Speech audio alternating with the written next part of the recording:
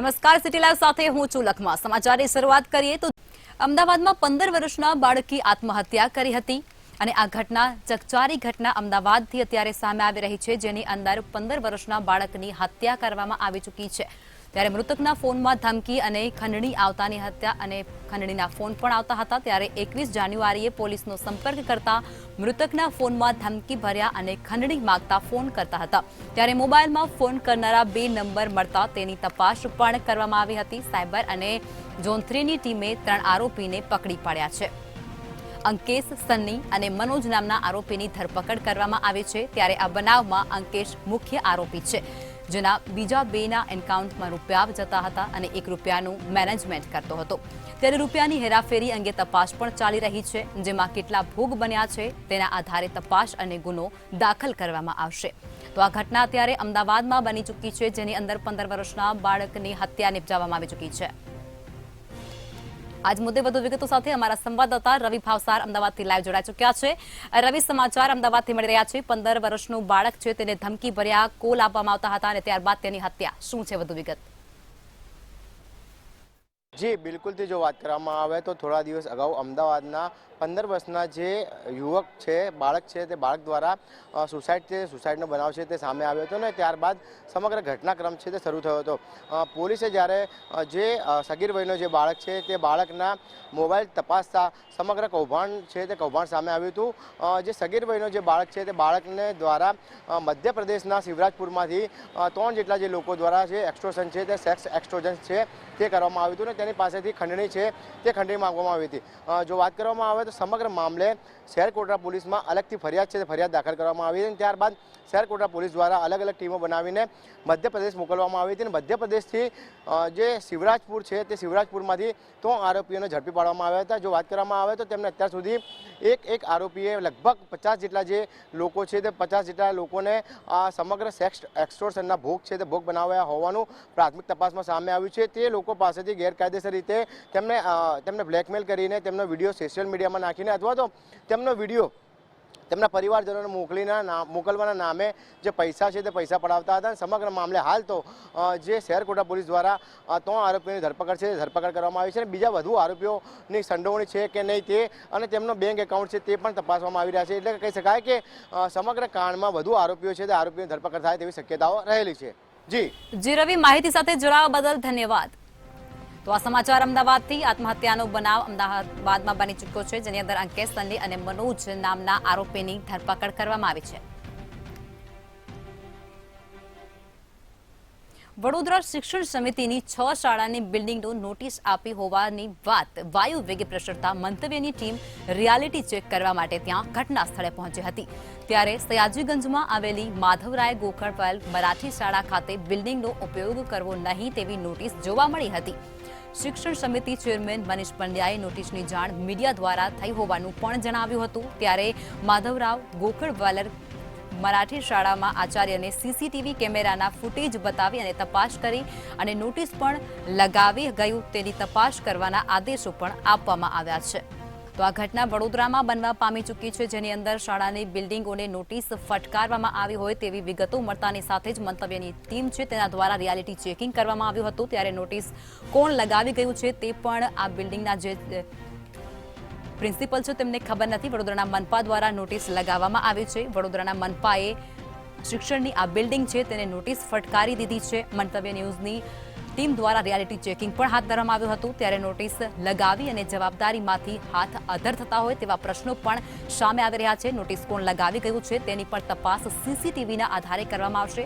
વડોદરા શિક્ષણ સમિતિની 6 શાળાની બિલ્ડિંગોને નોટિસો પાઠવવામાં આવી ચૂકી છે। ત્યારે માધવરાવ ગોળકવલકર મરાઠી શાળાનું બિલ્ડિંગ અત્યારે જર્જરી હાલતમાં જોવા મળી રહ્યું છે। જર્જરિત હાલતમાં જે બિલ્ડિંગ છે તેને નોટિસ પણ ફટકારવામાં આવી ચૂકી છે। ત્યારે આ નોટિસ કોણે લગાવી છે તેનું પણ સીસીટીવીના આધારે તપાસ હાથ ધરવામાં આવશે। શિક્ષણ સમિતિ ચેરમેન મનીષ પંડ્યાને નોટિસની જાણ પણ આપી હતી। તો આજ મુદ્દે અમારા સંવાદદાતા નીરજ બ્રહ્મભટ્ટ વડોદરાથી લાઈવ જોડાઈ ચૂક્યા છે। નીરજ, સમાચાર કે શાળાની બિલ્ડિંગોને નોટિસ ફટકારવામાં આવી ચૂકી છે, શું છે વધુ વિગતો? વડોદરામાં હરની તલાવ દુર્ઘટના થઈ અને હરની તલાવ દુર્ઘટનામાં 12 વિદ્યાર્થી અને 2 શિક્ષિકાઓના મોત થયા। ત્યારબાદ ઘોડા છૂટી ગયા પછી તબેલાને તારું મારવા વડોદરા મહાનગરપાલિકા નીકળી છે.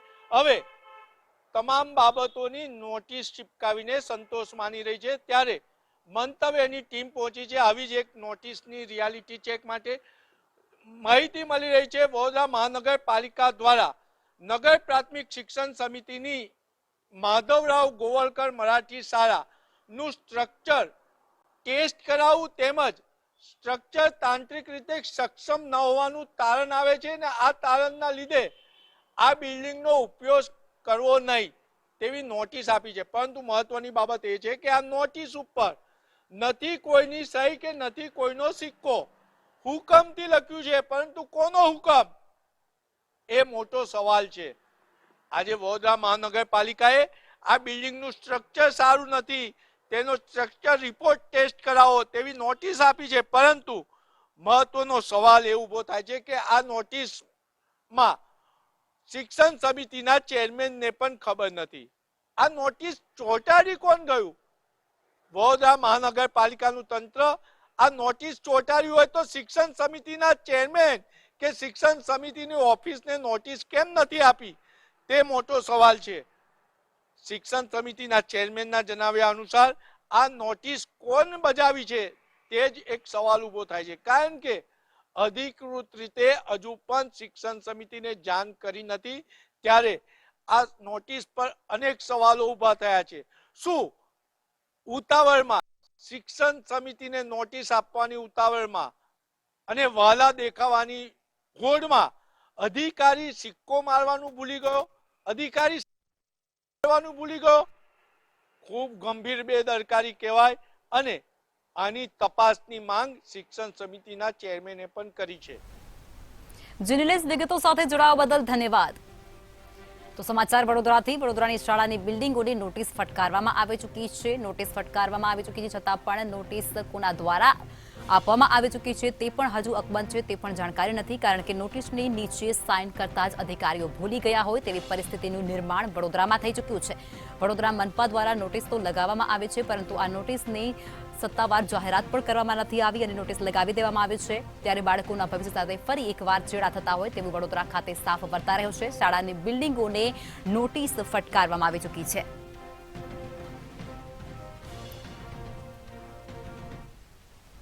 સુરતની સિવિલ હોસ્પિટલ હંમેશા વિવાદમાં આવતી રહેતી હોય છે. ત્યારે ફરી એક વખત સુરતની સિવિલ હોસ્પિટલ વિવાદમાં આવે છે. રાજ્ય સરકારના નશાબંધી અને આબકારી વિભાગ દ્વારા દવા રૂપે વર્ષ 2019થી વર્ષ 2023 સુધીમાં 10,327 લોકોને દવા રૂપે દારૂ પીવા અંગેની લાયસન્સની મંજૂરી આપવામાં આવી છે. સુરતની આબકારી વિભાગને 9.35 કરોડ રૂપિયા જેટલી રકમ ચૂકવી દીધી છે. પરંતુ આ લાયસન્સ લેતા પહેલા જરૂરી એવા મેડિકલ ચેકઅપના નામે સુરત નવી સિવિલ હોસ્પિટલ દ્વારા સુરતીઓ પાસેથી 6.28 કરોડની રકમ ગેરકાયદેસર રીતે ખંખેરી લેવામાં આવ્યા હોવાના આક્ષેપો સુરતના આરટીઆઈ એક્ટિવિસ્ટ દ્વારા કરવામાં આવી રહ્યા છે. ત્યારે આક્ષેપ એ પણ છે કે નવી સિવિલ હોસ્પિટલના સત્તાધીશો દ્વારા દારૂ લાયસન્સ મેળવવા માટે આવતા અરજદારો પાસેથી મેડિકલ ચેકઅપના નામે આ રકમ ગેરકાયદેસર રીતે વસૂલવામાં આવતી હોય છે. તો આજ મુદ્દે અમારા સંવાદદાતા દિવેશ પરમાર લાઈવ જોડાઈ ચૂક્યા છે. દિવેશ, સમાચાર કે દારૂ પીવા માટે જે લાયસન્સ લેવામાં આવતું હોય છે તે લાયસન્સના પૈસા લઈ લેવામાં આવી રહ્યા છે અને સિવિલ હોસ્પિટલ ફરી એકવાર વિવાદમાં આવી ચૂકી છે. જે બિલકુલથી સુરત શહેરમાં સિવિલ હોસ્પિટલ જે છે તે વિવાદમાં આવી છે અને આ વખતે વિવાદમાં આવવાનું કારણ દારૂ માટે આપવામાં આવતી જે પરમિશન છે તેને લઈને વિવાદમાં આવી છે. દારૂની જે પરમિશન આપવાની હોય છે કે જે પણ વ્યક્તિ બહારના રાજ્યમાં કે જ્યાં દારૂ મળતો હોય છે અને તે દારૂનું સેવન ત્યાં કરતો હોય તે વ્યક્તિ સુરતમાં આવે અને સુરતમાં રહેતો હોય તો તેમને દારૂની પરમિશન જે છે પીવા માટેની આપવામાં આવે છે. પરંતુ તેના માટે એક સર્ટિફિકેટ, જે હેલ્થ સર્ટિફિકેટ હોય છે કે જે વ્યક્તિને દારૂ પીવાની જરૂર છે તે પ્રકારનું એક સર્ટિફિકેટ સુરત સિવિલ હોસ્પિટલમાંથી મેળવવાનું હોય છે. આ સિવિલ હોસ્પિટલમાંથી મેળવવામાં આવતા સર્ટિમાં ગેરરીતિ થતા હોવાના આક્ષેપ જે છે તે સુરતમાં એક આરટીઆઈ એક્ટિવિસ્ટ સંજય ઇજાવા દ્વારા કરવામાં આવ્યા છે.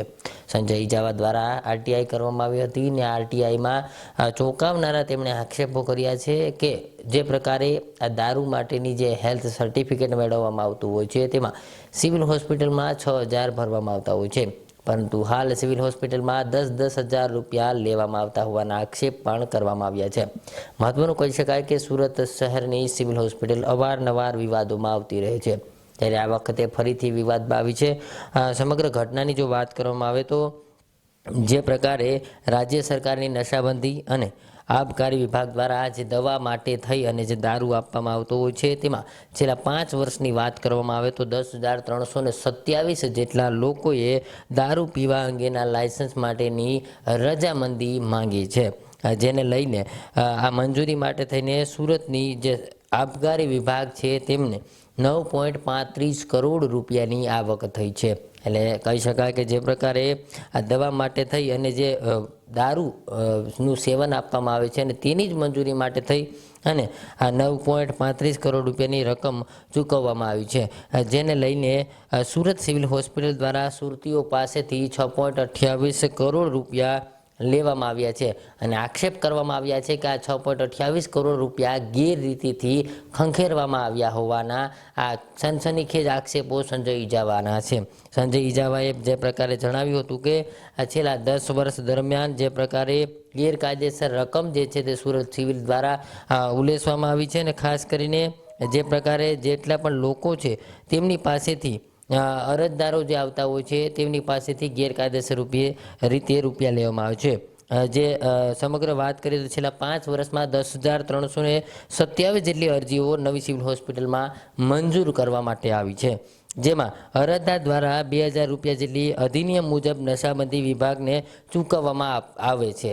ત્યારે આ રકમ જે છે તે સિવિલ હોસ્પિટલમાં અરજદારો પાસેથી રોગી કલ્યાણ સમિતિ દ્વારા 10,000 રૂપિયા જેટલી રકમ લઈ લેવામાં આવે છે. આ આક્ષેપ પણ સંજય ઇજાવા દ્વારા કરવામાં આવ્યો છે, કારણ કે તેમણે એક આરટીઆઈ કરી છે અને આરટીઆઈમાં આ સમગ્ર મામલે સ્પષ્ટતા કરવામાં આવી છે.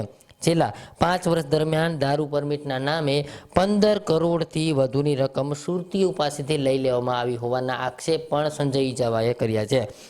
મહત્વનું કહી શકાય કે જે પ્રકારે અમુક જે અરજદારો આવતા હોય છે તેમની પાસેથી રોકડમાં વહીવટ કરવામાં આવે છે અને તેમને કોઈ રસીદ પણ આપવામાં આવતી નથી. એટલે જે પ્રકારના આક્ષેપો છે, જો તે પ્રકારની સત્યતા હોય તો સુરત સિવિલ હોસ્પિટલમાં મોટું કૌભાંડ આશરાય હોવાનું સ્પષ્ટ સામે આવે છે, કારણ કે તેમણે જે પ્રકારે આક્ષેપ કર્યા છે તેમાં આ તમામ અરજદારો પાસેથી જે રકમ લેવામાં આવે છે તે માત્ર ને માત્ર રોકડામાં લેવામાં આવે છે, ના કે કોઈ ચેક કે ના કે કોઈ ડ્રાફ્ટ.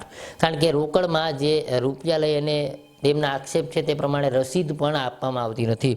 હાલ જે પ્રકારે આ સમગ્ર મામલો સામે આવ્યો છે ત્યારે આરટીઆઈ થઈ છે અને આરટીઆઈમાં જે પ્રકારે ખુલાસા સામે આવ્યા છે તેને લઈને સંજય ઇજાવાએ સુરત સિવિલ હોસ્પિટલ પર આ પ્રકારના ગંભીર આક્ષેપ કરવામાં આવ્યા હતા.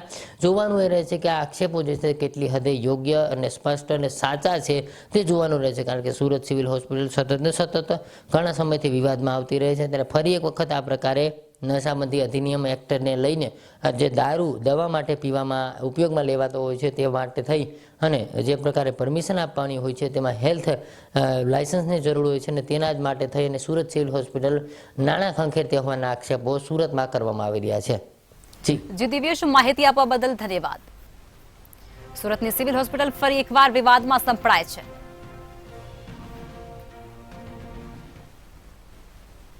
ગાંધીનગર ખાતે 75મા પ્રજાસત્તાક પર્વની ઉજવણી કરવામાં આવી હતી. રાજ્ય સરકારના જમીન સુધારણા વિભાગના કમિશનર અને ગાંધીનગર મામલતદાર હરેશ પટેલ ગ્રામકથા મેદાન ખાતે ધ્વજવંદન કરવામાં આવ્યું હતું.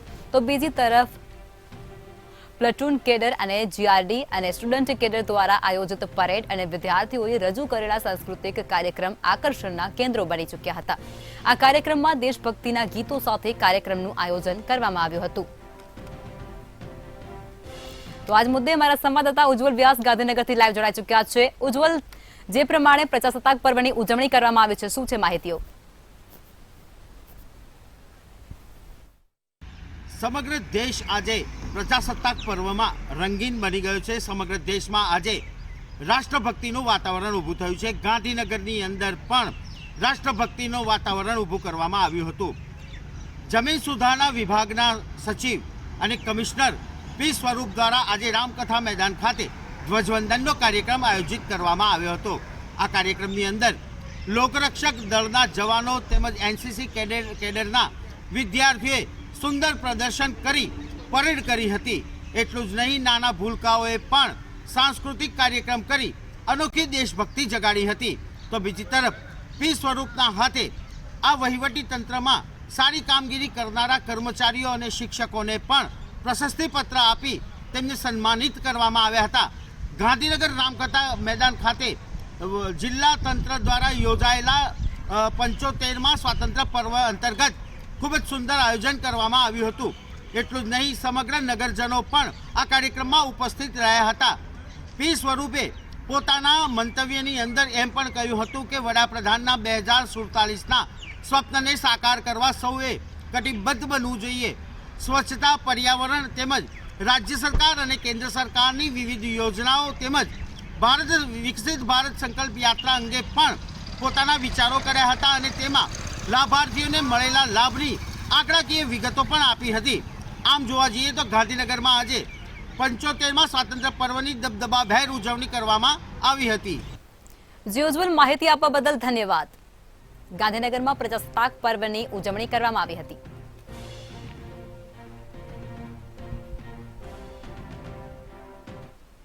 રાજકોટમાં 75મા ગણતંત્ર દિવસની ધામધૂમથી ઉજવણી કરવામાં આવી છે. રાજકોટના બાલભવન ગેટ પાસેથી રાષ્ટ્ર ગૌરવ યાત્રાની શરૂઆત થઈ હતી અને રામનાથપરા ગરુડ ગરબી ચોકી યાત્રાની પૂર્ણાહુતિ કરવામાં આવી હતી. 251 ફૂટના તિરંગાની પ્રતિકૃતિ સાથે રાષ્ટ્ર ગૌરવ યાત્રાનું આયોજન કરવામાં આવ્યું હતું, જેમાં ભારત માતાની વિશાળ મૂર્તિ આકર્ષણનું કેન્દ્ર બની હતી. તો આજ મુદ્દે વધુ વિગતો સાથે અમારા સંવાદદાતા ધ્રુવ કુંડલ રાજકોટથી લાઈવ જોડાઈ ચૂક્યા છે. ધ્રુવ, રાજકોટમાં પણ ધામધૂમપૂર્વક પ્રજાસત્તાક દિવસની ઉજવણી કરવામાં આવી છે. શું છે વધુ માહિતી? 75મી ગણતંત્ર દિવસની ઉજવણી હાલ સમગ્ર ભારતમાં થઈ રહી છે, ત્યારે રાજકોટમાં પણ આ જ પ્રકારનો એક માહોલ છે. સીધા જ આપણે દ્રશ્ય દેખાડવા માંગીશ. તિરંગો લઈને અત્યારે વિદ્યાર્થીઓ, ખાસ વૃદ્ધો અને મહિલાઓ અત્યારે રાજકોટના રાજમાર્ગો પર નીકળ્યા છે. એક ભવ્ય માહોલ છે તે દેખાઈ રહ્યો છે. રાજકોટના રાજમાર્ગો ઉપર આ યાત્રા નીકળી છે. છેલ્લા 10 વર્ષથી આ પ્રકારનું જે આયોજન છે તે રાષ્ટ્ર ગૌરવ યાત્રા સમિતિ દ્વારા કરવામાં આવી રહી છે. આપણી સાથે આયોજકોની ટીમ છે, એમની સાથે જ વાત કરશું. તેઓ શું કહી રહ્યા છે? શું નામ છે આપનું? ભાવના કલોલા. છેલ્લા 10 વર્ષથી આ પ્રકારનું આયોજન, આજે કઈ પ્રકારનો વિશેષ માહોલ? આજે લોકોમાં બહુ જ ઉત્સાહ છે, કારણ કે આજનું એક વિશેષ આકર્ષણ છે 5 ફૂટની ભારત માતાની મૂર્તિ સાથે પણ ઘણા લોકોએ ગેટઅપ કર્યા છે, જેમ કે શિવાજી મહારાજ, ભગતસિંહ, ભારત માતા અને કોલેજની બહેનો જે નાની છે એમના લોકોમાં પણ દેશભક્તિનો બહુ મોટો ઉત્સાહ છે. Thank you. આપ શું કહેશો, કઈ પ્રકારનો માહોલ છે? આ ગૌરવ યાત્રા, રાજકોટની ગૌરવ યાત્રામાં યુવાધનને બી બહુ જ ઉત્સાહ છે. બાર્ટન કોલેજની દીકરીઓ બાર્ટન કોલેજથી અહીંયા સુધીની ગૌરવ યાત્રામાં જોડાણી છે અને 251 ફૂટનો જે તિરંગો છે તે લઈને નીકળ્યા છે. શું કહેશો, આને લઈને લોકોમાં કેવો માહોલ? દેશનો એ 251 ફૂટનો ઝંડાને નીચે અડવા નથી દેતા, એના માટે થઈને અથાગ પ્રયત્ન કરે છે અને ઉત્સાહભેર ગૌરવ યાત્રામાં જોડાણા અને મુસ્લિમ સમાજ પણ જોડાણો આની સાથે. ચોક્કસથી શિવાજી મહારાજ પણ એક બનીને આવ્યા છે, એમની સાથે પણ વાત કરશું. શું નામ છે? ખંભા સોલંકી. શું કહેશો, હાલ અત્યારે માહોલ કઈ પ્રકારનો છે?